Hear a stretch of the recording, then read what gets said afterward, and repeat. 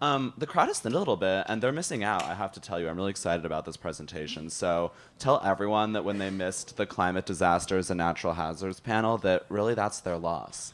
And then don't tell them what we talked about. Keep them in suspense. If they ask you on the boat cruise tonight, don't answer.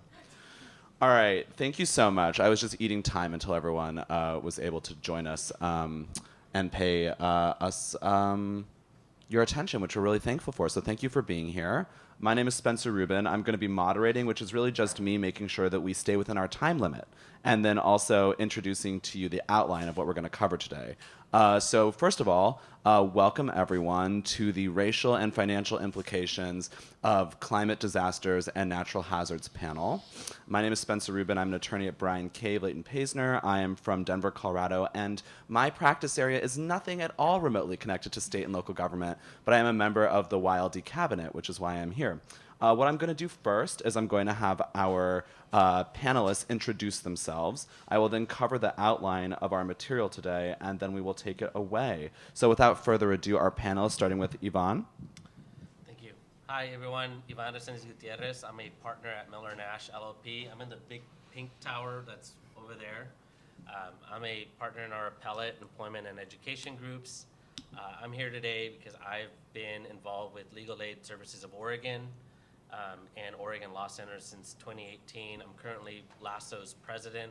I just got renewed for another term, which I'm very grateful for because this organization really helps me feel like I'm giving back to my community, and my community has grown a lot now that I part-time between Portland and Coos County. And I'll be talking a little bit about that during our panel, but thank you all for being here and for having me.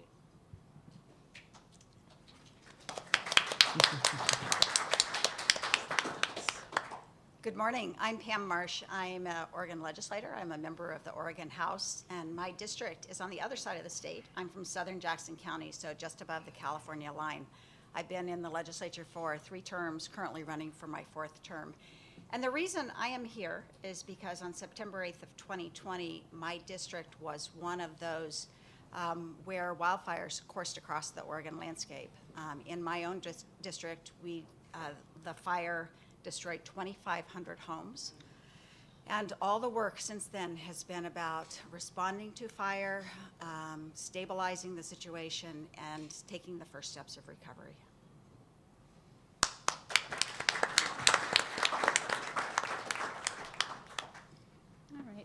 Should I introduce and then just jump straight in? Introduce, and then I'll do the outline, and then jump in. Yeah. All right. So I'm Sarah Adams Shane. If you pronounce it Schoen, I won't be upset with you.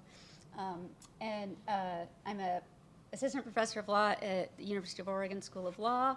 I'm also Lewis and Clark alum, so I represent both of those. And I do like Willamette. I practiced law in Portland for almost 10 years before going into academia.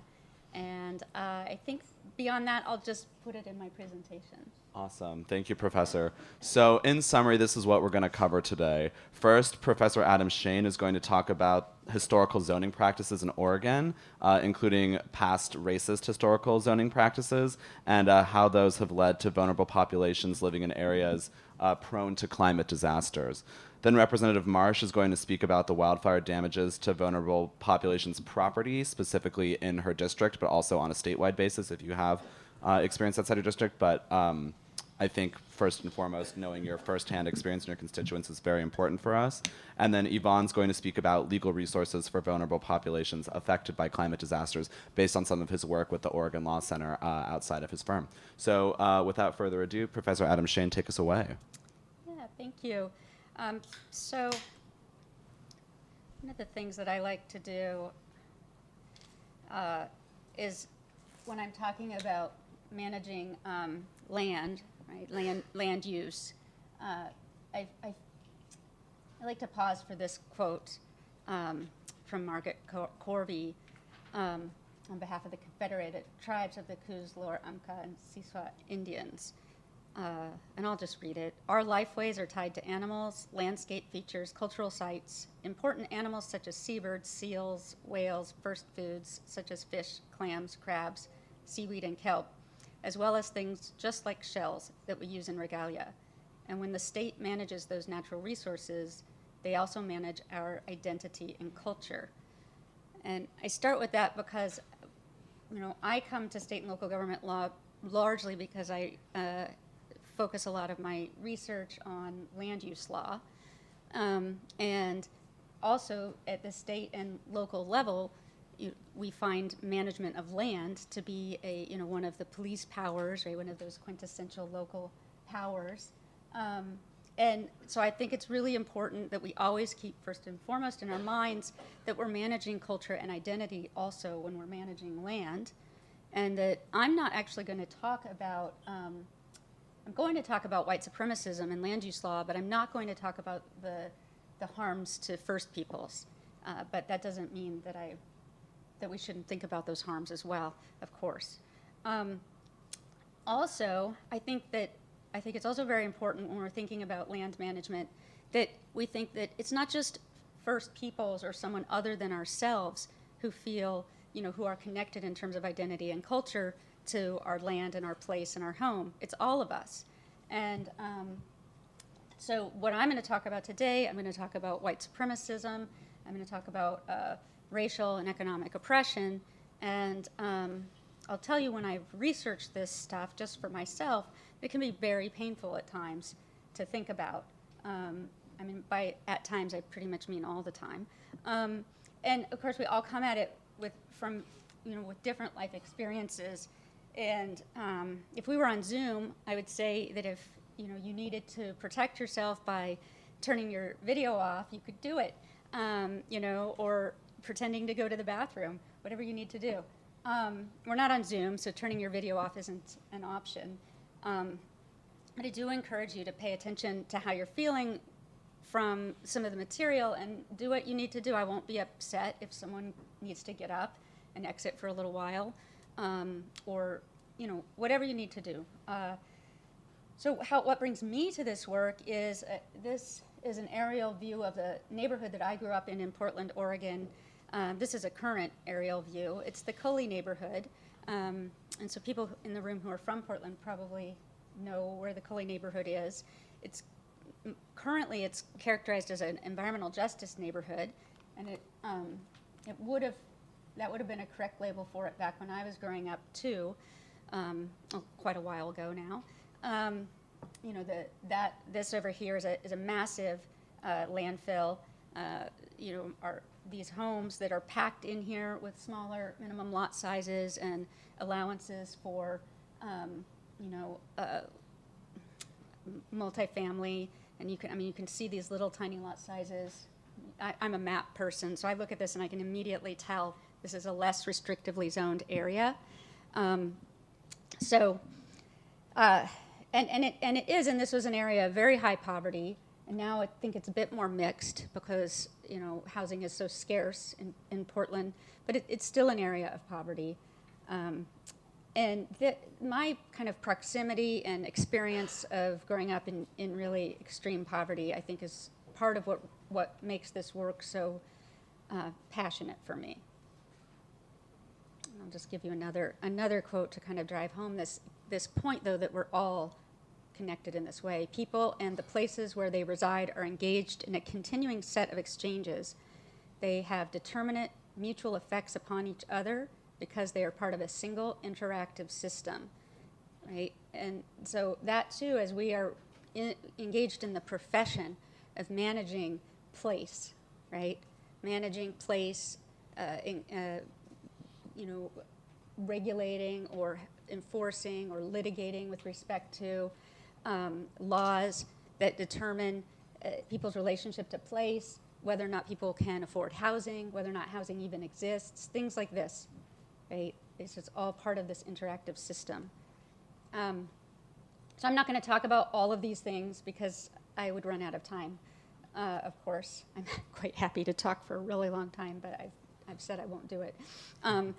I'm going to focus on a little bit with respect to the history and some historical evidence of covert, overt, and intentional white supremacism in American zoning law in particular, and and what that means in terms of the continuing legacy of wealth and opportunity hoarding and dehumanization and exclusion that results from land use law. With respect to this third point, I'm going to focus on climate injustices and just barely touch on reform, but I have a lot of materials that I can share. So I've been doing a lot of research. I have a large and detailed article that's going to be coming out in early 2023. I was hoping to share it in the CLE materials, but the Brooklyn Law Review, where it's being published, requires first publication rights. So if you're interested in seeing the draft, though, you can just contact me and I can send you the draft. I just can't publish it as CLE materials.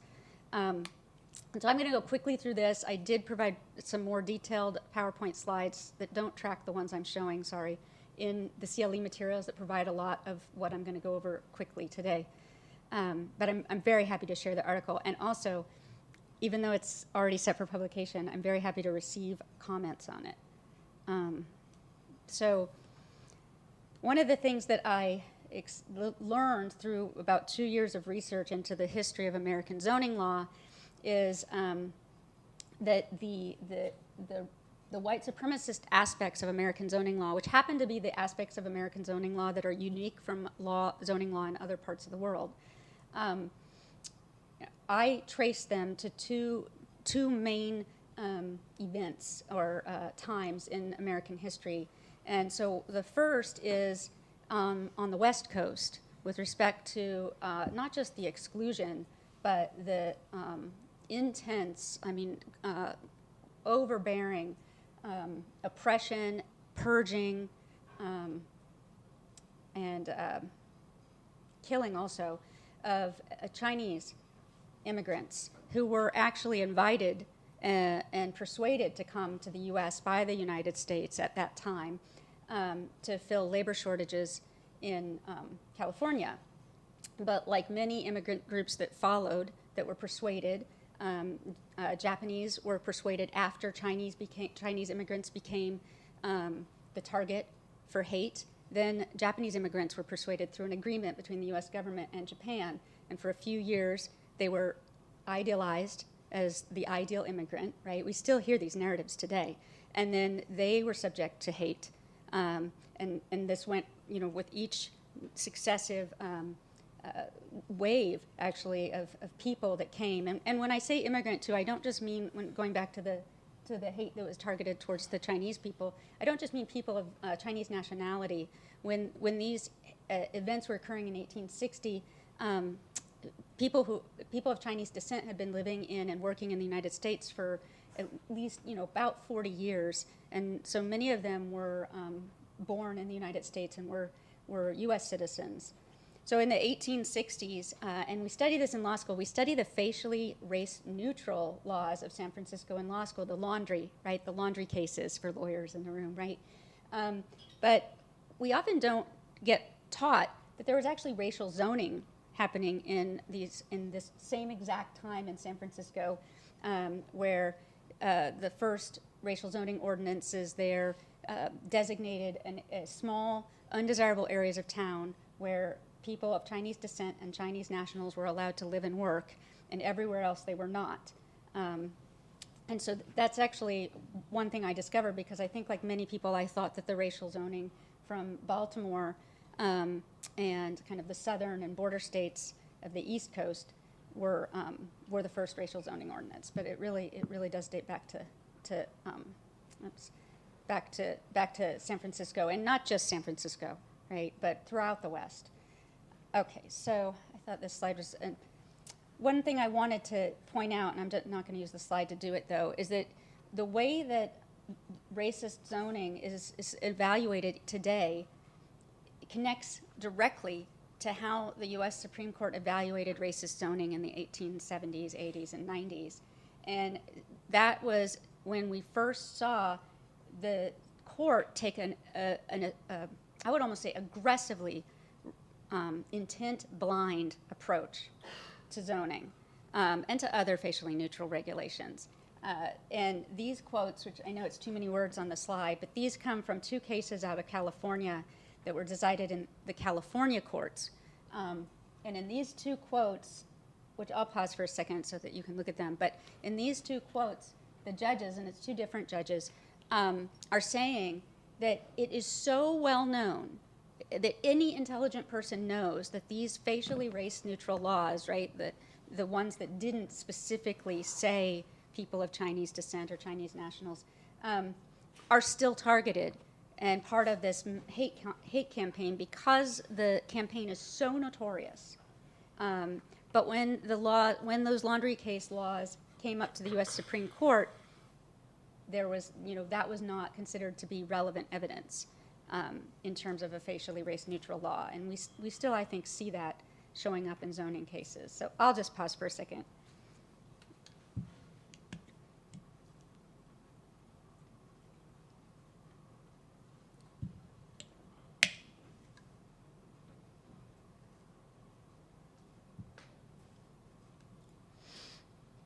Right, and this is, I kind of built this, right, so what we see is the U.S. District Court for California invalidating both racially express and facially neutral zoning laws as violations of Equal Protection Clause. But then when we get to the U.S. Supreme Court, the court says that evidence of this racially discriminatory intent isn't relevant to the validity of facially neutral local legislation as long as it's rationally related to the public welfare. And then, but, right, and this is a case that most law students study in con law, but racial animosity can't be the only basis for depriving a person of a legal right. And then fast forward to the other side of the country, and the other really, we can trace racial zoning out in Baltimore, Louisville, and all these other cities. We can trace that directly to slavery and emancipation. Even though it first appears in 1910, it's clear that the motivation for that racial zoning that was happening in these southern and border state cities was in direct response to the Great Migration, because it was in the 1910 and just prior to 1910 period that millions of formerly enslaved black people were migrating from the rural and south to the cities. So there, these direct racial ordinances, which just created black and white sections of cities for residing. I'm just going to summarize them that way. They were in, all of the cities that had the largest growing populations of black people. And one of the things I point out in my upcoming article is there's really no evidence that this was something about some aberrant racist South mentality. This was the mentality that was pretty much everywhere with respect to those in power. Once the city became a place where the formerly enslaved black people were moving, then they sought to adopt racial zoning. And I think it's really important that we acknowledge that it's not some aberrant discrimination that just comes out of the bad, evil South, as if the rest of the country wouldn't have done that. There's evidence that Chicago was well on its way to adopting racial zoning, and other cities as well. But in 1917, the U.S. Supreme Court invalidated racial zoning, saying that it was a deprivation of the essential right of property ownership to sell property to a buyer of your choosing. There's more to this case, of course, but I'm just gonna leave it at that for the moment. So bringing it, though, I think much more importantly than just this express racial zoning history is what about the zoning we know today, right? Facially race-neutral comprehensive zoning. And so these are some of the purposes that the proponents of comprehensive zoning around, that 1910, 1920 period were saying was the reason for comprehensive zoning. So some really idealistic purposes: efficient social organizations. There's a real press for efficiency. Of course, lots of urban congestion, problems of urban congestion, pollution, and blighted environments. And then this one right here comes from a California community builder, I put in quotes because that's what they're often referred to, these early California subdivision developers who were part of the zoning movement in California. to remove the social barriers in cities and to give the poor man, and particularly the foreign-born worker, an equal opportunity to live and raise his family. And I put that one on there, and I circle it here because the person who made this quote, I have numerous historical documents that he intended exactly the opposite of this. He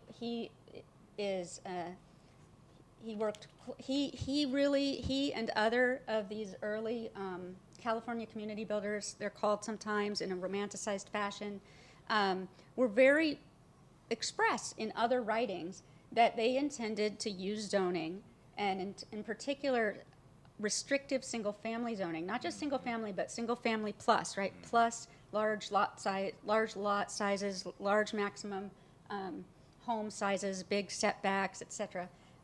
They intended it to exclude, and they were clear about it, people who were black, people who were Asian, and other disfavored immigrants, who they would refer to as, they referred to keeping out the invasion. They referred to the bad apple would ruin the bunch in terms of the neighborhood. So this same person, I mean, this to me was, when I found that he also had said this, it just was so telling. So the California community builders worked really hard to devise a way to use zoning as a workaround with respect to that Buchanan case so that they could still achieve racially segregated neighborhoods. And, you know, in this time in the United States that comprehensive zoning emerged as a regulatory mechanism, with respect to white people in power, white supremacism was not like something that you had to hide. You know, justices on the Supreme Court were espousing it, you know, and at every level of government, people were espousing white supremacism.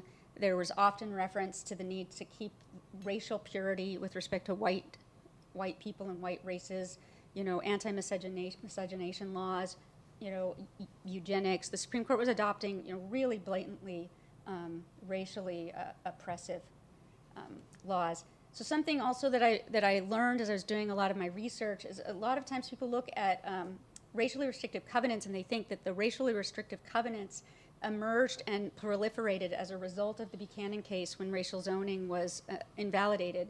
But racially restrictive covenants were in place before before Buchanan, as well as racially restrictive covenants, and it was actually considered amongst those who were founding kind of fathers of zoning in the United States that these were not good enough to protect the white high-class neighborhoods, they were called, from intrusion.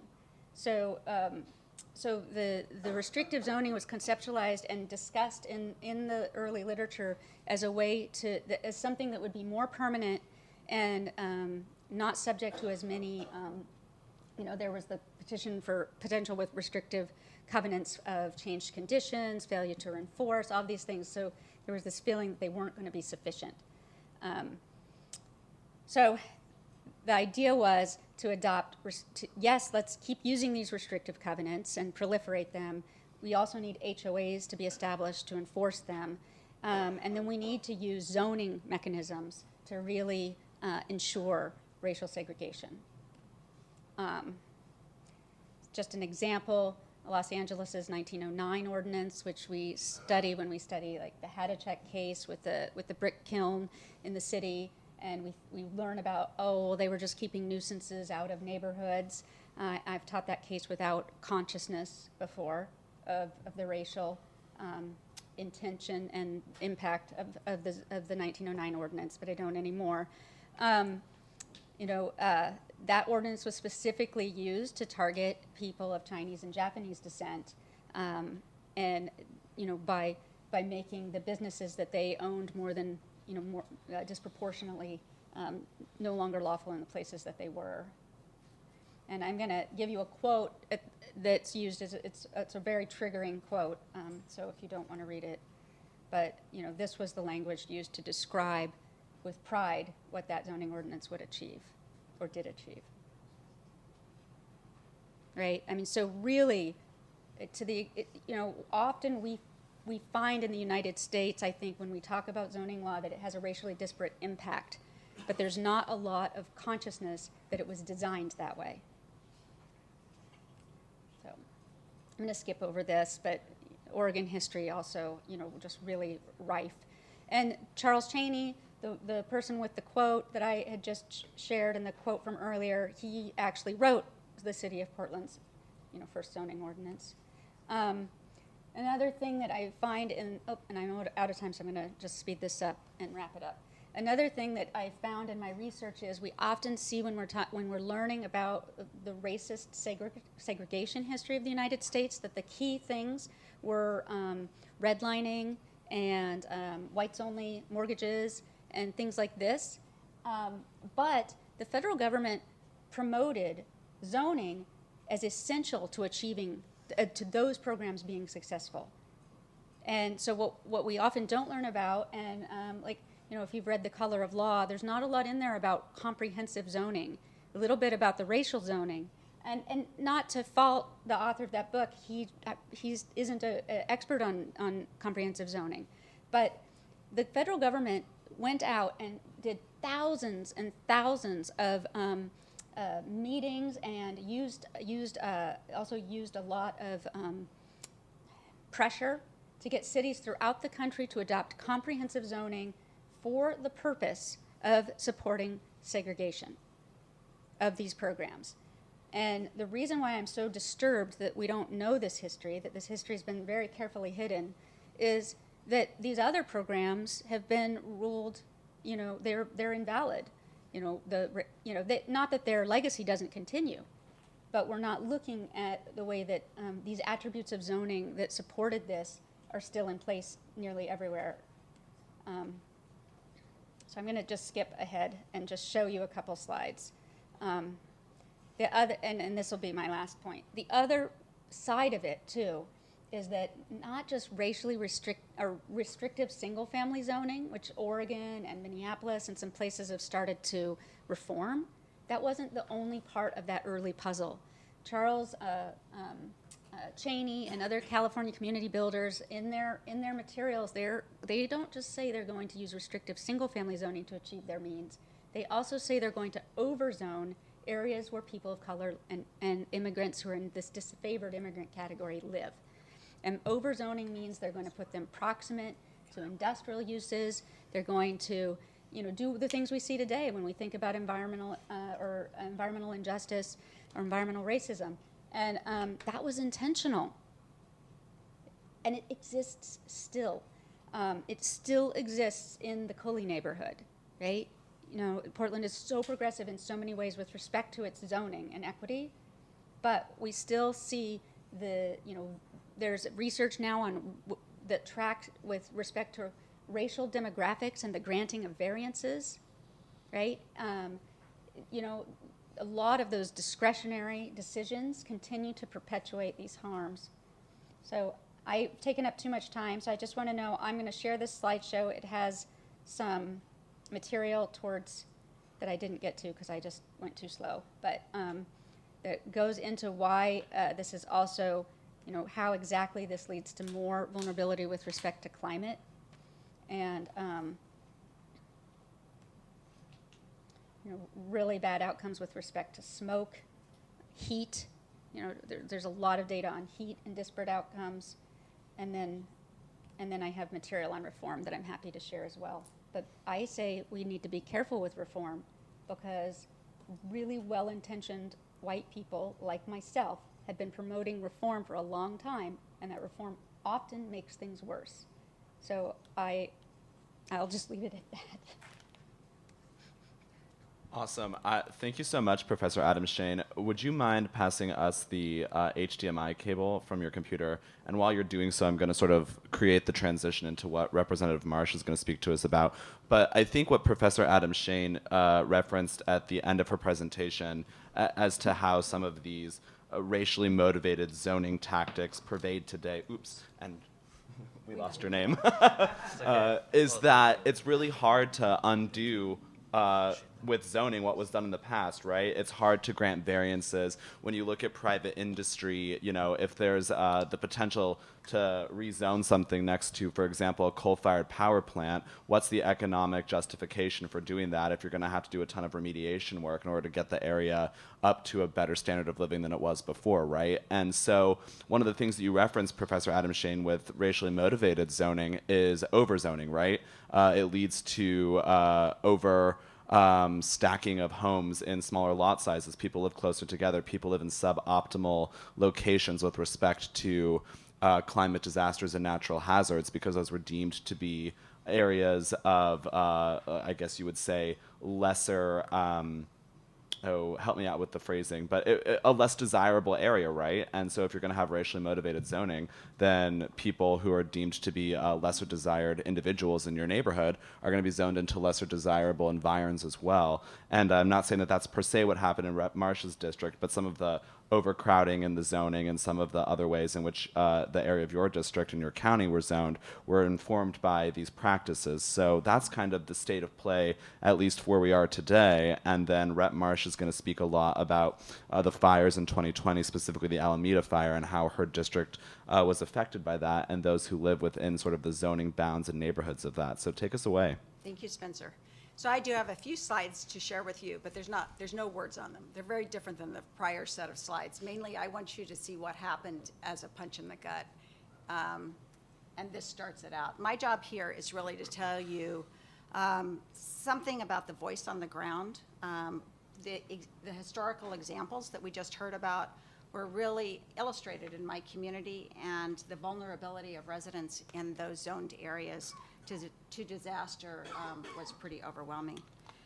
So this is the first slide. This sets the context. The Alameda fire started about 11 a.m. on the morning of September 8th, just outside Ashland, Oregon. Over the course of the next 15 hours, the fire tore through the adjacent cities of Talent and Phoenix and some unincorporated area. The flames went up the asphalt core of our community. They ate homes, businesses, and manufactured home parks. The gale force winds pushed the fire through a stretch of 9 miles, forcing all of those residents to flee for their lives with little more than what they could grab as they ran or were pulled by emergency personnel out the door. I think one of the stories that I always tell, because I think it really reflects what we deal with now 2 years later, is this. The Phoenix Talent School District serves all of these little communities. And on that day of the fire, every single child who attends school in that school district was forced to evacuate from their home, fleeing with very little or any items, and often looking up at seeing these huge boiling black smoke or actually real flames heading toward their home and their neighborhood. Every kid is now imprinted with that vision. Not every child lost their home. But we are dealing with a community that has a reservoir of trauma as a result of the experience of 2 years ago. So the next slide. This is an example of what we saw the next morning. This is Bear Lake Estates. It was an over 55 manufactured home park with 200 homes. This is one of 19 manufactured home parks that were fully or largely destroyed by the fire. In total, we had in my community 2,500 homes destroyed. Of those, 1,500 were manufactured homes within those manufactured home parks. And certainly the loss of homes under any circumstance is horrible, but it was exacerbated by the fact of the kind of residents who live in those 1,500 manufactured home parks, because that was our naturally occurring affordable housing. That was home to our working people, our seniors and elders, and our Latino Latinx population. And you can see what it looked like the next day. Certainly these manufactured home parks were not plush, but they were home to a lot of people. We know that parks traditionally have had stigma in our communities, but in fact, these really functioned as very intimate communities for the people who lived there. People took care of each other, they walked their dogs, they took care of their kids. There were a lot of intergenerational residents within those parks. These were places where people were known and places where they felt safe. And the next slide So this, you might wonder, how is it possible that 19 manufactured home parks could have been incinerated in just a few hours in one little community in Oregon? And we put this map together to explain how that happened. So the map is actually two sections of a part of our community. And all the green patches that you see are manufactured home parks. The ones that are dark green are the over 55 parks. And what you may not be able to see is that there's a freeway that carries on alongside this lineup of parks. There is a creek, the Bear Creek, and the Bear Creek that also sidles along all of this string of parks. And then there's a Highway 99. So all of these parks were sandwiched between the traditional state highway, the creek, and the freeway. And why were they there? They were there because these were the leftover parcels of land in the community. These are places that nobody else wanted to live. So 40 years ago, when people were looking at where to put manufactured home parks that would have lower income residents and agricultural workers, because we're traditionally an agricultural community, the logical place to put them was all in a row, all by the creek. Remember those days? Now we sort of like riparian areas, but in the old days, riparian areas were not something that any of us valued. They were a place where, frankly, we often threw debris. And this was the place where all the manufactured home parks were situated. And so when disaster came through, and there was a fire that fed right up the wick of Bear Creek, those manufactured home parks were simply sitting there ready to be incinerated. And I think this really harkens back to the comments that we heard previously, is a lot of our zoning laws have effectively functioned to segregate our most vulnerable residents. And we saw that in the case of these manufactured home parks.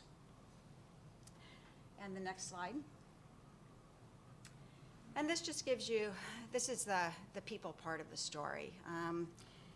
Residents were kept out of these areas for days after the fire. When they did come back, over and over again, it was a story of disaster. The fire had devoured everything. In the manufactured home parks, there was nothing left to even try to salvage.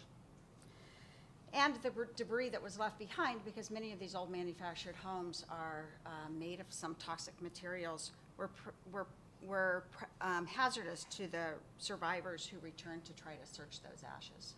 And we saw this scene over and over again.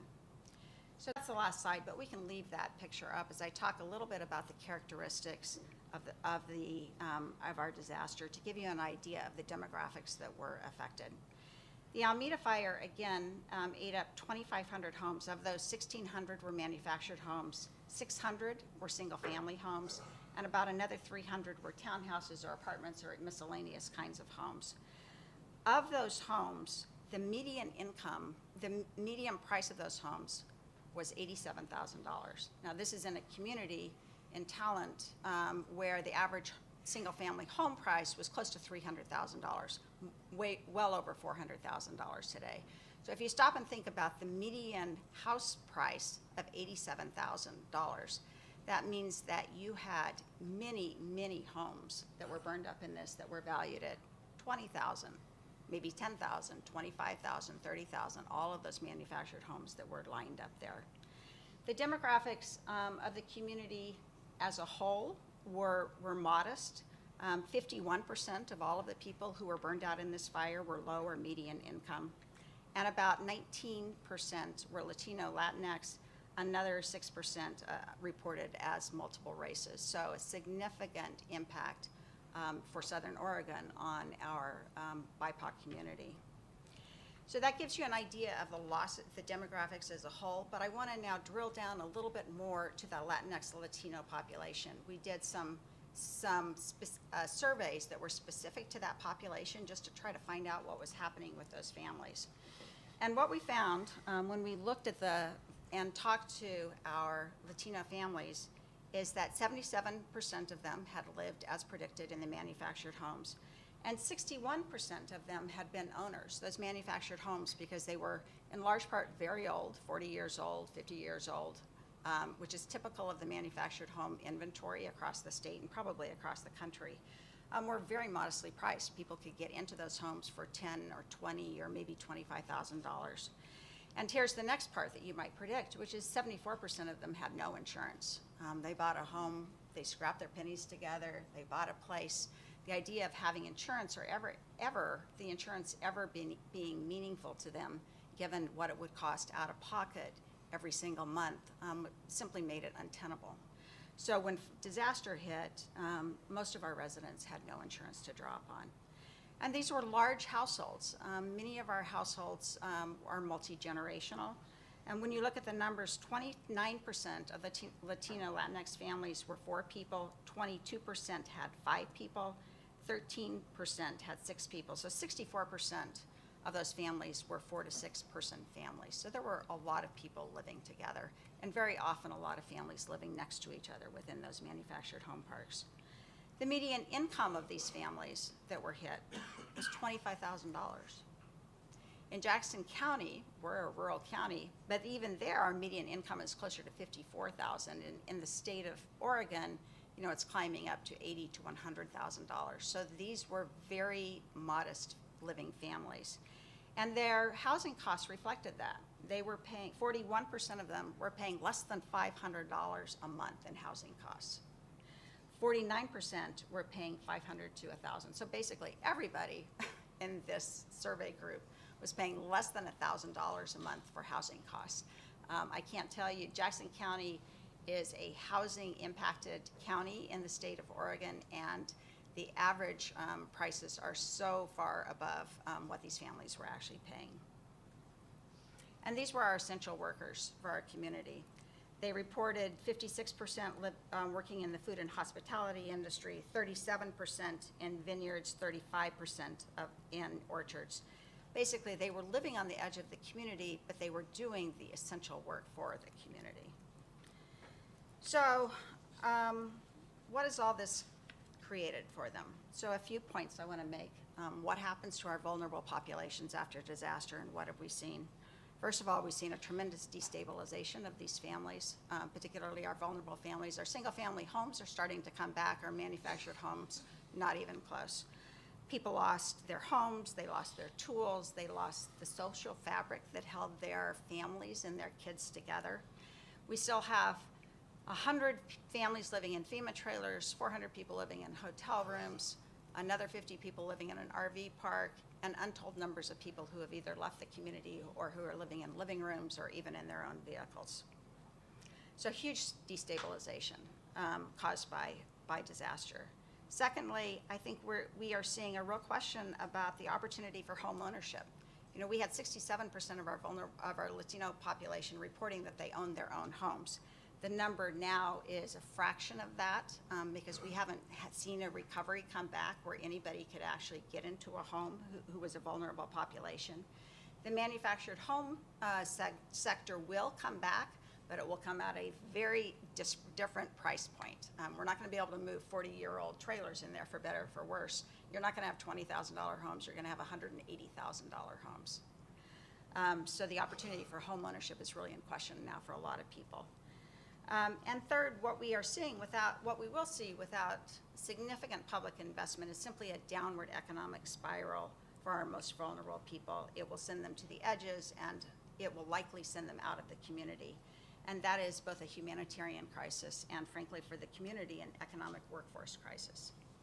So finally, just a couple of closing comments. First of all, this reality that you see here is going to be repeated over and over and over as climate change occurs. My part of the world is ripe for wildfire, and we are ripe for wildfire because we have experienced drought, we have drops in snowpack, we see habitat changes, we see smoke events, all the signs to make us understand that we are the target of climate change. If you think that climate change, it doesn't target vulnerable individuals or that happens across the world when islands disappear, you're wrong. Look at Southern Oregon. This was very clearly an example of the climate change targeting our most vulnerable populations. And we are going to see this happen over and over and over again in this country with multiple kinds of disasters. And you can just look at Florida right now. So what's going to happen is our public investment Unless we want people to suffer and our most vulnerable people to be the victims of this, our public investment in recovery is going to have to grow and grow and grow. It is going to have to grow by many magnitudes in order to compensate for the impacts that we're going to see on the landscapes. And otherwise, the victims will be our poor and vulnerable. But there is good news. I'll just end with that. And that is, these are opportunities to build resilience and to come back better. And I will report that there are good things happening in my community. We have put state and federal funding into housing. We have opportunities for people to get back into new and better manufactured homes if we can just hold them together until we can get this recovery underway. Because the gap between the event and our ability to respond means for many people that the end, they've left the community or they've moved out into desperate situations. But we can do this, and we can do it in a more resilient way. But what we're going to have to do is get ready to spend a ton of public investment. Thank you, Rep. Marsh. We really appreciate your perspective on this as well. And I think it's very clear to everyone in this room that the folks in your district, specifically vulnerable populations, are in good hands given your grasp of the issues and ways to solve them. So thank you so much.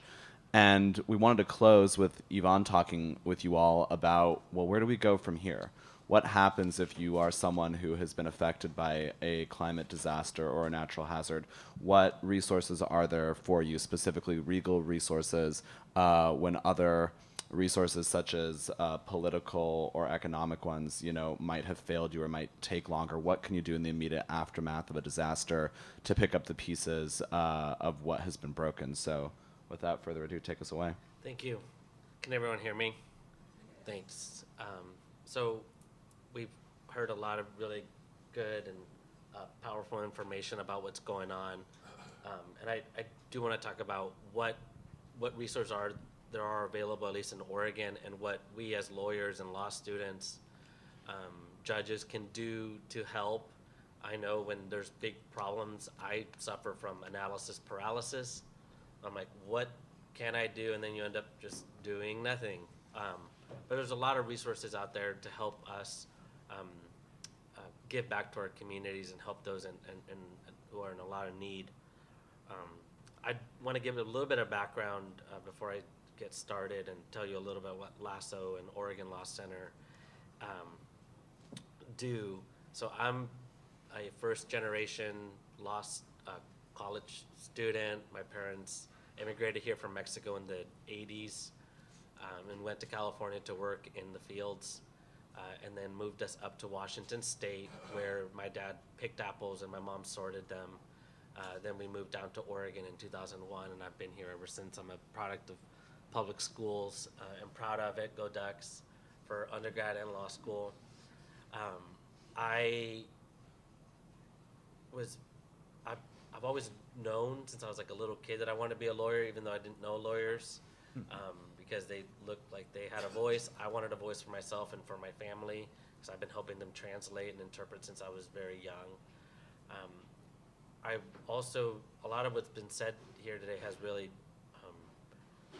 hit really close to home for me, because I grew up, below poverty with my family, and I understand that you don't have the extra $50, the $100 to pay for insurance, because you know that any big crisis, or any sort of big financial hit, could potentially ruin that year for you.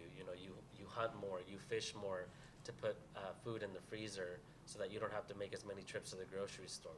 My mom would notice when eggs would rise. To this day, if they go up 25 cents, she's calling me. She's like, eggs are up.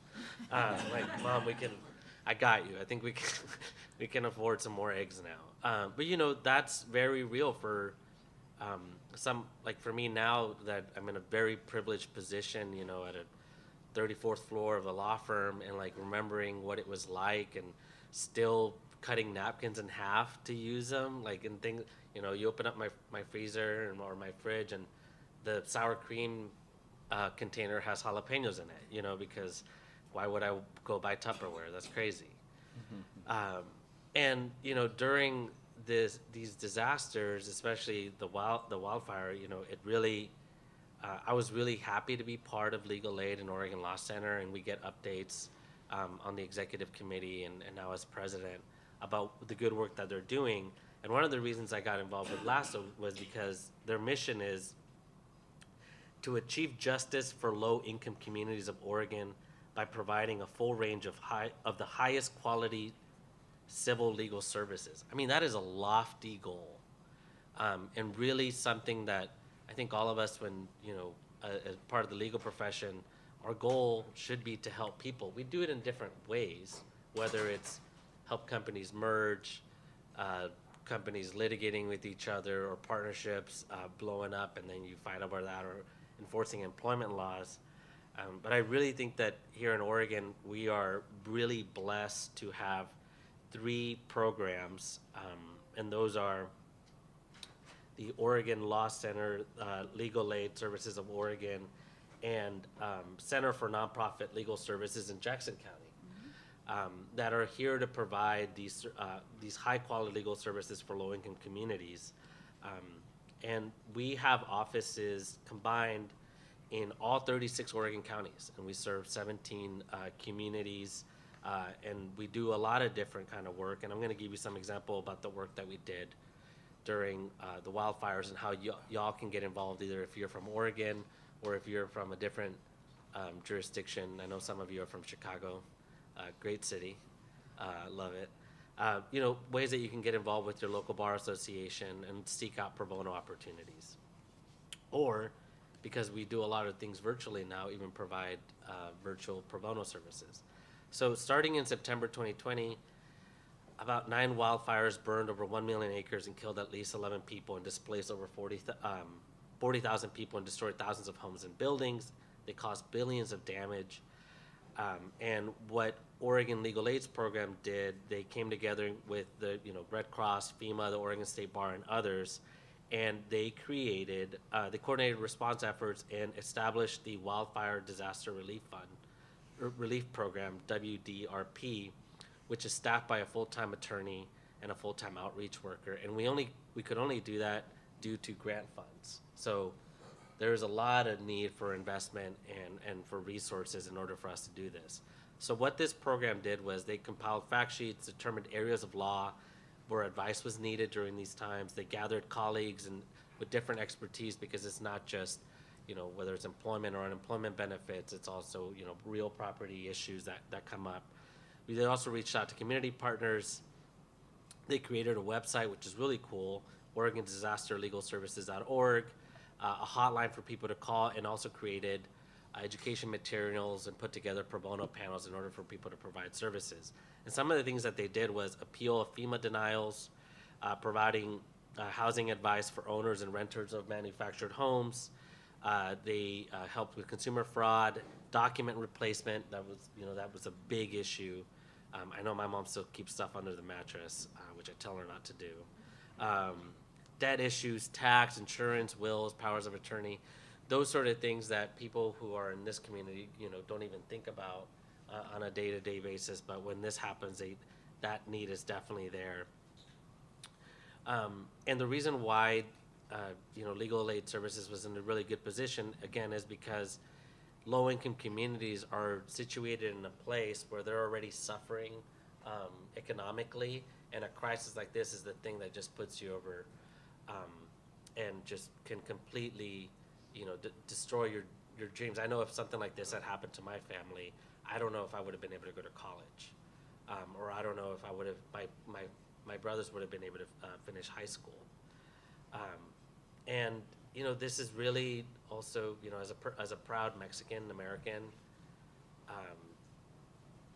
it's really important to understand that, the federal government, the state government, local governments know that these issues affect everyone, especially people in low-income communities, but they really affect people of color, especially those essential workers who are out there, you know, making sure that we can drink our coffee, that we have food on our tables. You know, I can't stress enough how important it is that we regardless of color, like really provide time and money to these communities who really need the help, especially right now. So this program is still live, and you can volunteer, and there's different ways to do that through the Oregon State Bar website, or if you visit Oregon Disaster Legal Services of Oregon.org. And we continue to help survivors in different areas, for example, the FEMA appeals, recoupment defense, tenant rights, construction contractor disputes, title clearing, and the document replacement that I mentioned. So this is, I think, here to stay, and it's something that we can continue to be involved in. Now we can anticipate when it's going to happen and start freeing up some of those hours. I know my firm incentivizes us to do pro bono work by giving us 150 hours of pro bono billable credit towards our billable expectation. So as an associate at a firm, that is huge because you need to hit your hours, and you sometimes are disincentivized from doing that because then your billables go down, and that's how we get paid. That's how my mom gets her new car. So to have talk to your firms about setting up billable credit for pro bono work, so that if your law firm has 20 associates and they all max out on pro bono work, I mean that is a lot of help that we can provide, especially during these difficult times. And I'm going to give you an example that our executive director from Legal Aid, Janice Morgan, provided to me about. Just one example of a couple that we assisted through this program. AA, and I'll be quick, AA and JT are survivors of one of Oregon's 2020 wildfires and lost their home in the fire. At the time of the fire, they held a rent-to-own agreement with their landlord. FEMA gave them over $26,000 home replacement assistance to replace their destroyed home. Upon later review of their file, FEMA questioned whether AA and JT owned the property at the time of the fire and issued a notice of potential debt, and later a final agency determination of debt and recoupment of $20,816 in home replacement assistance. After reviewing our client's FEMA file and after a series of communications with FEMA, we submitted an appeal letter to FEMA and requested an oral hearing. The hearing officer granted their appeal, determining that the clients were not required to return any funds to FEMA for the Oregon 2020 wildfire disaster. The clients are now free from the threat of a large government tax debt and are better able to rebuild their lives after the disaster. Now, that's just one story of many stories of the way that we can help people, get through this disaster and this incredibly difficult time in their lives. And I will tell you that if that had happened to my family, and then you get a $26,000 bill, I mean, I don't think all the tamales my mom sold to get me through school would have been able to cover that. So it's really important for us to find ways to help. And like I said, I also suffer from analysis paralysis, but there's a website, there's a lot of resources for us, even like 1-2 hours a week. And sometimes it's just about hearing. People need to be heard and be provided education resources. And that's one great thing about the website that we have is it has a lot of resources about the 2020 Oregon wildfires and funding that's available and help, but also about COVID, because that also affected our communities disproportionately. And there's information there, for example, something that hits very close to home for me, like the immigrant population, whether they can accept certain benefits without being, because they're worried about being a public charge. Having that information so that families can actually go into the office and get the services that they're entitled to or that they have a right to without fearing, deportation or being reconsidered on their residency. That's huge, right? And there's a lot more information out there, and I'm happy to talk to anybody, but I want to be conscious of our time and have time for Q&A. But thank you all for listening, and if you want to get involved with LASSO. Oh, For Spencer. oh, okay. I was like, I don't know. If you want to get involved with LASSO or Oregon Law Center, please reach out to me. There's also there's at least one law student who summer there last year. If you want to stand up, please. Thank you so much for helping out. Yeah, at Oregon Law. I mean, thank you. I'm so glad. Oh yes, please, thank you. No, seriously. The, the work that y'all did and that y'all are doing is so important, and it warms my heart. You know, we're all busy. Being at a law firm is as great as Miller and Nash is. Thank you, Miller and Nash. It's a lot of work, and you know it takes time. But it's really this kind of work feeds my soul, and I'm just so happy to be a part of it. And I hope that y'all join me in providing these really necessary legal services to our community. Thank you for listening.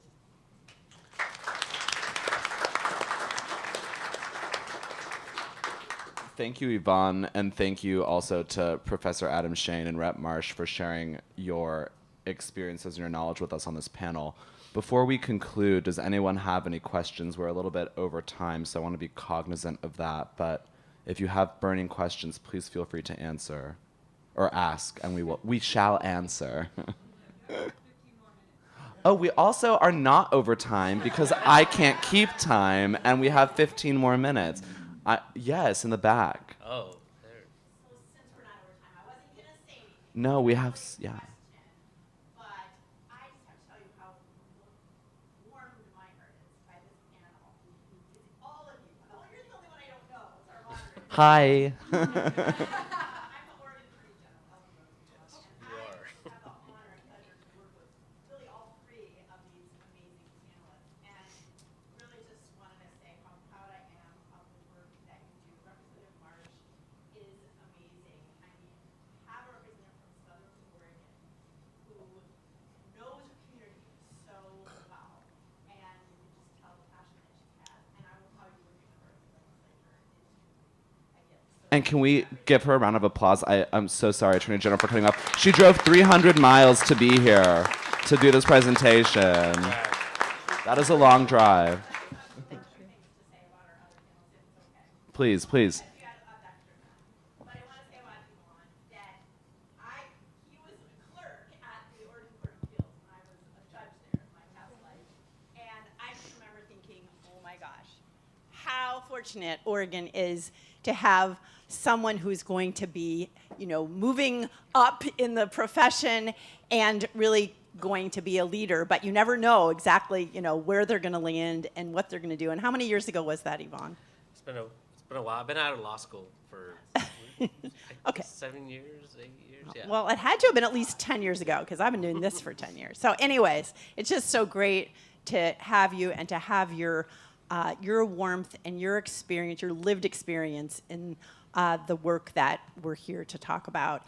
And then finally, I want to put a pitch in for the sections and divisions of the American Bar Association because Professor Adam Shane, I actually didn't remember that you were from Oregon because when I met you, we were at the ABA, Section of State and Local Government Law, and she was doing this incredible work, a lot of writing for our publications.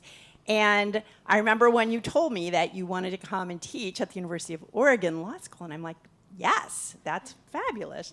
And here she is, back and teaching and a part of our academic, legal, and actual community here, and your work is truly cutting edge. So the reason I especially wanted to close with that is that all of you, many of you are young lawyers, right?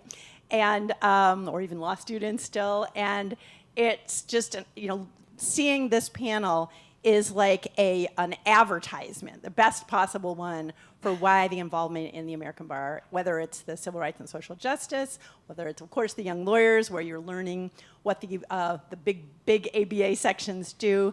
It's just fabulous to have you all here in Oregon. Do you know, we haven't had any meetings here. We haven't had any people in person here until you guys. You are the first in, 2.5 years. And, we had to postpone our meeting because of COVID, of course, and the pandemic. But to have this group here, just last night, I was like in awe. I felt like it was an out-of-body experience to see all of you. And thank you for flying here, for, your courage in coming to Portland. Portland has become famous for some of the wrong reasons. We're working on that. We're going to make it better. We learned a lot from some of the other parts of our state that actually, Pam and Sarah represent. Southern Oregon and Eugene. So I have taken way more time. I'm going to see you later because I'm going to be moderating the judges panel. I hope you're all going to come to that. Thanks so much. Thank you.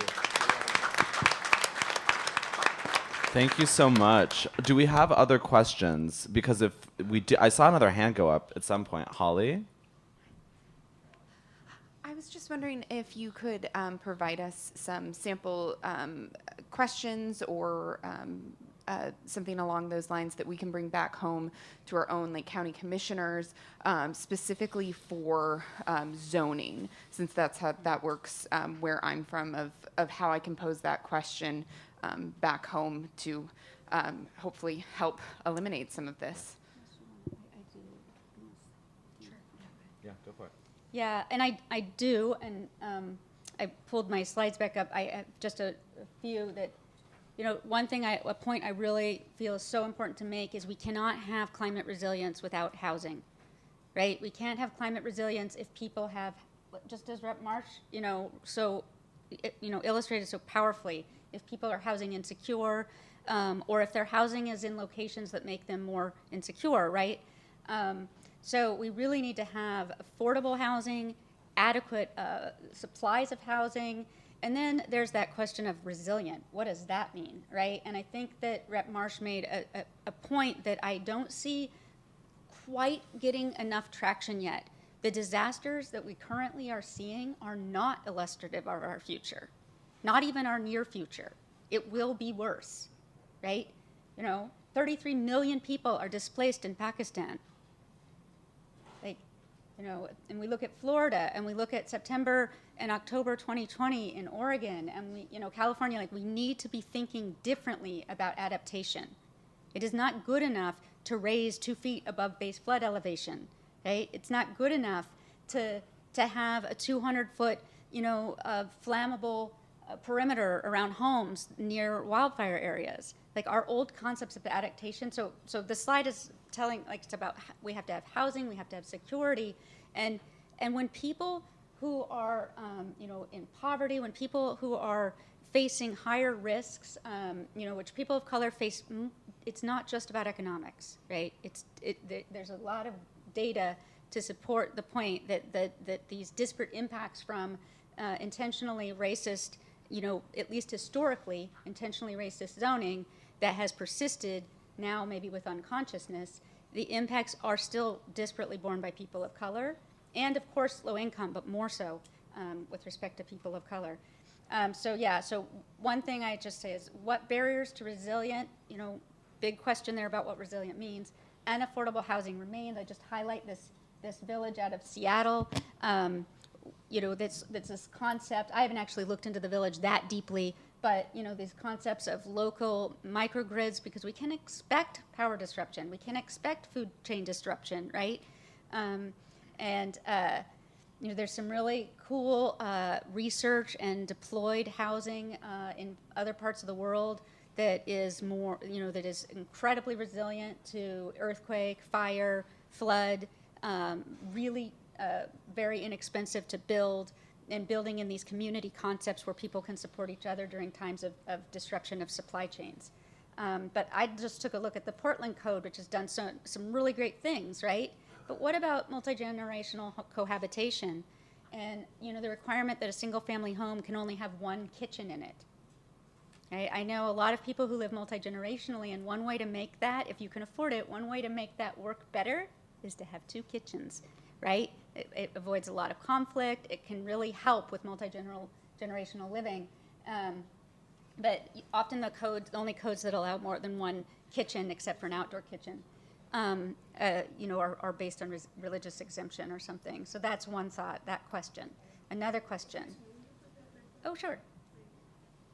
Yeah, so I found this on the website. It may, for all I know, it could be under amendment, but buildings with more than 1 set of cooking facilities are considered to contain multiple dwelling units unless the additional cooking facilities are clearly accessories, such as an outdoor grill.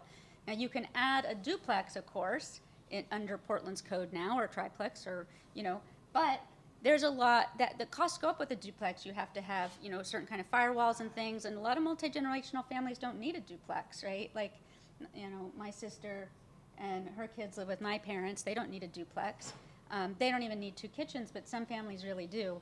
So just kind of thinking, why do we have this old definition? Well, we had it to prevent multifamily generational living and when it was created, it was intentionally created to keep, to prevent that intrusion, right?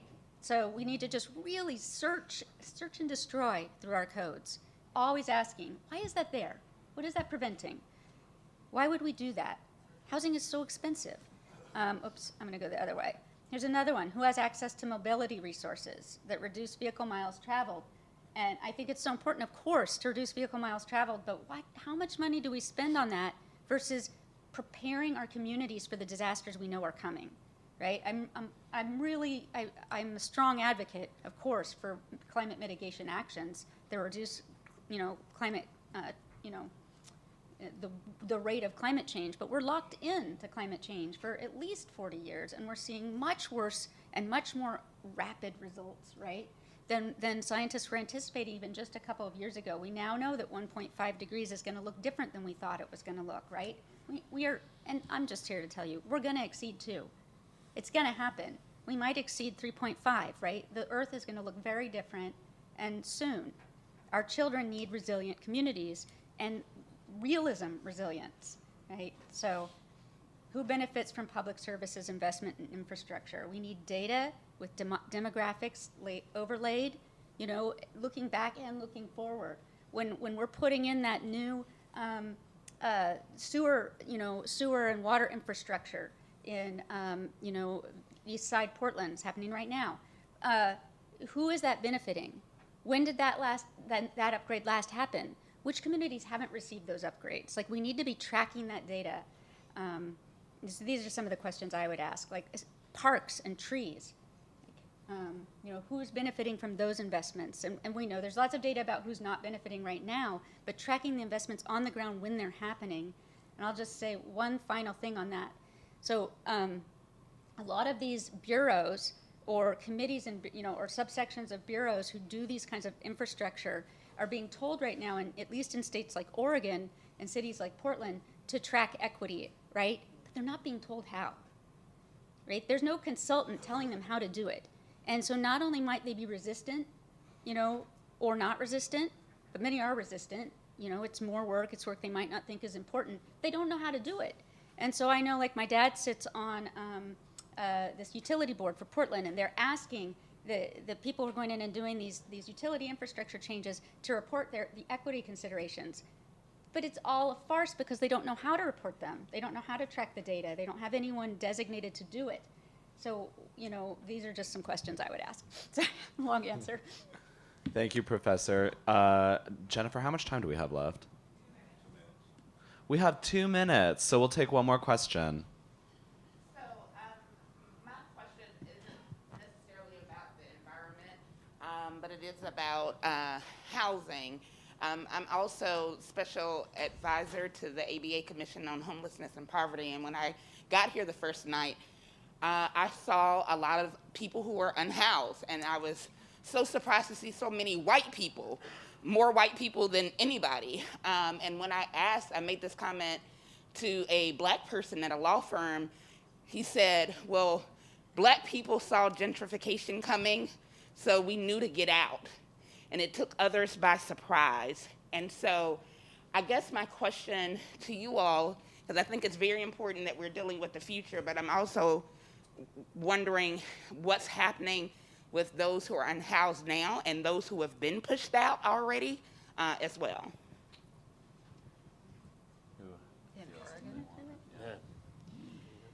Well, that is sort of the number one public concern in the state of Oregon right now, is homelessness and housing. We have seen an increase through the pandemic, and then in Southern Oregon through wildfires, and we are experiencing houselessness on our streets in ways that we did not before. And I think there are a lot of different ideas about how to do that within the legislature. What you are seeing is the state, for the first time ever, really make a commitment to helping local communities with homelessness. Traditionally, that's really been a local government responsibility, which is why it's been done so poorly, because it was local government. They have no best practices and no money to do it. So the state is stepping in. We are doing things like funding Project Turnkey, which over time will put $125 million into the purchase of hotels or similar facilities that can function as shelters or transitional housing to help get people off the street. But there's a whole lineup of strategies that we clearly need to take on, from immediate intervention to really increasing housing, because ultimately the state economist tells us that homelessness is due to lack of housing. I mean, it is that clear when you look at the data. Lots of states have addiction, lots of states have people with mental illness. If they have housing, they don't have the same level of homelessness that we do. So ultimately, the solution is also just building more housing and figuring out how to do that as quickly as possible. And there are many ideas about how we're going to go about that. Any other comments? I do want to make a quick pitch since y'all are here in Portland. If you have a car, you can Uber to Beaverton, which is close, or even somewhere like Oregon City, Lake Oswego, like just nearby. Please do so you get to see a little bit more of Oregon. We were talking before about you drive like 30 minutes that way, and you're like in country town. So it's really important to understand that Oregon's more than just Portland. I spent a lot of time in Lakeside, Oregon, which is right above Coos Bay. I go down to Ashland where we have friends. Like, please take the time to see more than just this city. I love Portland. I live here, but there's a lot more to Oregon. You get to see people who are melanin enriched sometimes outside of Portland. So I encourage you to do that. Can I make a brief comment? I just want to pitch what Yvonne was saying in terms of how much we need you after a disaster. If there's a disaster in your community or in your state, the need for legal assistance was endless and continues to this day, with immediate questions like for manufactured homeowners. What am I responsible for? Do I have to go in there and clean up the scraps of metal that are left on that site? To FEMA applications, to FEMA appeals. I mean, looking back, one place that we really fell short was not having nearly enough of a robust system for fighting FEMA, because it turns out you just have to fight FEMA. So when you have opportunities within your state, please step up, because you will be desperately needed by the survivors of that disaster. Thank you all so much to our panelists today for being so personal and absolutely. For being so personal, engaging, and sharing with us on this topic. It was very important. I could tell from looking at people in the audience, because I used to be a performer, so I know when people are engaged or not engaged. Everyone was very engaged, and that's because you spoke very honestly and from a place of personal experience, so thank you all. And we're on to the next.